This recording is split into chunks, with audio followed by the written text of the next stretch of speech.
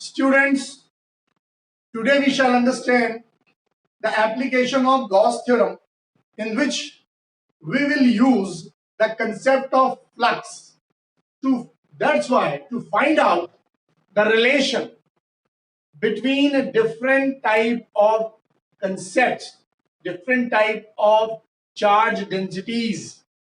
We'll have to use Gauss theorem, and from this particular application we will find out the intensity of electric field for different charge densities. Let us see how. So first of all, we will go for electric field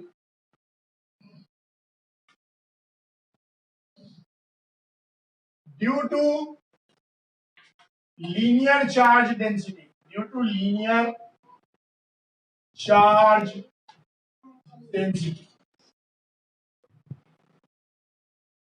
First of all, we will do the condition for linear charge density. Let us see how.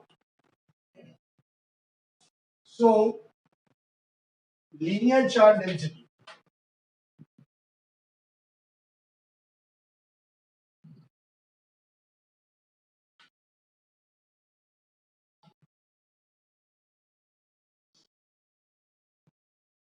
In the last video, we have already understood that there are three types of charge density. Linear charge density, that is lambda, surface charge density, that is sigma, and volume charge density, that was rho. So according to the same condition, we will find out the electric field due to these charge densities one by one. Let us see first. That is linear charge density. If suppose we have got a linear body, maybe of infinite length, but it must have some charges along its length, because linear body must have charges along its length, and that charge density would be taken as lambda. I suppose you can understand that is lambda, but as I told you earlier, that without taking any Gaussian surface, without assuming any Gaussian surface around the same charge density or the linear charged body, we cannot find out the electric field. That's why we will have to assume a Gaussian surface, which is called imaginary Gaussian surface, around this linear charged body. So if this is a linear body, what sort of Gaussian surface we have to take? Obviously, we have to consider a cylindrical Gaussian surface that must be hollow. A cylindrical Gaussian surface we have to assume around the same. So let us see how. If we have considered a Gaussian surface which is like this. This is a cylindrical Gaussian surface. If this is a cylindrical Gaussian surface, student, if this is a cylindrical Gaussian surface, then what should we do? Because we know that lines of forces moves out from the charged body likewise. So it must pass across this surface. Hence, this cylindrical surface will enclose all those lines of forces which are emerging out from the same charged body.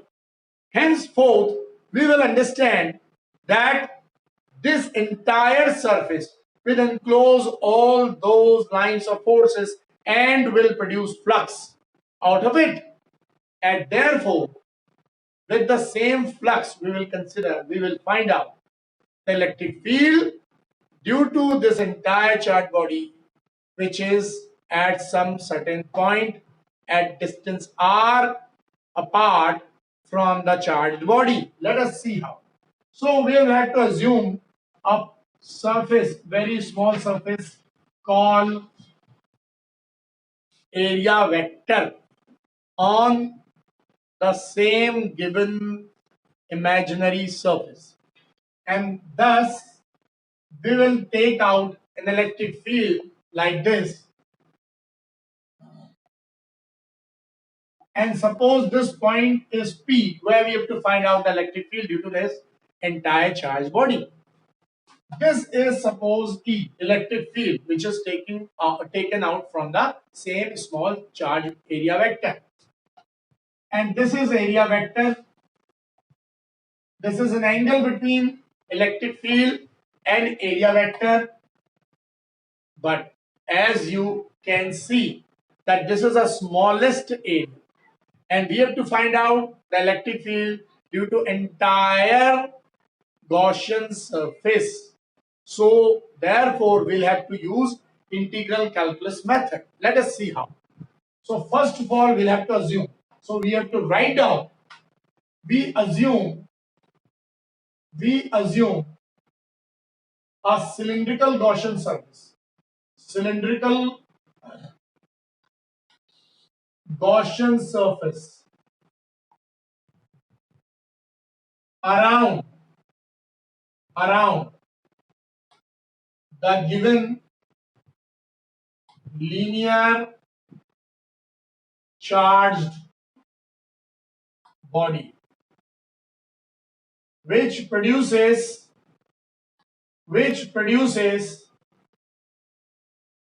flux through its surface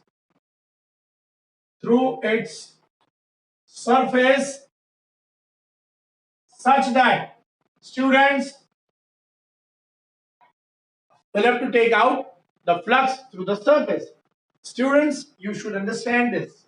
But how do we write down the same in mathematics or mathematical expression? Let us see. So this has to be written down like d phi electric field E into ds. It is unit vector multiplied to this, and on integration we will get the relation of flux as phi E ds cos theta. I think you might have understood this part. Now what do we do? Let's see.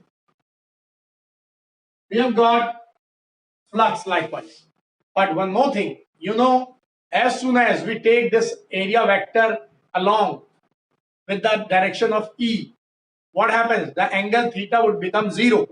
As soon as this angle becomes 0, flux will be maximum. Henceforth, for maximum flux, cos theta has to be 1. Cos theta has to be 1. So therefore, we will get phi flux as electric field E into ds only. But electric field, as you have been told that we have to find out the electric field, but this is only flux. But Gaussian surface encloses this charged body, and due to charged enclosed body will produce Gauss theorem, and according to the Gauss theorem we will get the relation. So what do we write out afterwards? So now by Gauss theorem, once we have found out the flux due to the Gaussian surface, now we'll take out the flux due to Gauss theorem, and that Gauss theorem will be applicable only for the enclosed charge body, and it has lambda as the charge density, and this is the distance r apart from the surface center, and the length of the charge body is suppose L. Then we have to consider is Gaussian surface as cylindrical. So hence we get the flux by Gauss theorem as, let us see students, flux phi equal to Q by epsilon naught. It is Gauss theorem, I think you are aware of. Q is equal to lambda into L. You must be knowing this because in the last video we have already done this. Q equal to lambda L, and that is given for linear charge body. So we will write down lambda L upon epsilon naught as the flux. This could be taken as equation number 2 now. Now we will compare these two equations because this is the flux for the same material, same body, but it is in the terms of Gaussian surface. But this is enclosed Gaussian, enclosed linear charge body enclosed by Gaussian surface. So this is the flux given for the same body. That's why we'll compare these two flux as, and let's see what happens. So on comparing, therefore, on comparing equation 1 and 2, 1 and 2, we get, what do we get? Let's see. We've got E into ds equal to lambda into L by epsilon naught. But you know this is ds, after integration will get S only. Lambda L by epsilon naught. But you know what is S? S is the surface of the cylindrical body. Surface of the cylindrical body is given as S equal to 2 pi r L. I think everybody must be aware of the same surface area. So surface area would be taken as 2 pi r L lambda L by epsilon naught. Just cancel out these lengths on both the sides. What do we get? The leftover part, and that is E equal to, take this entire term to the other side and you will get 2 pi epsilon naught r. Students, this is actually the concept which we have to find out, and that we have proved. That Gaussian surface, if it is cylindrical, then its electric field at a point due to the entire body charge, that will be taken as E equal to lambda by 2 pi epsilon naught r. Students, I think you must have understood this part. Okay, so we will do the second part in the second video.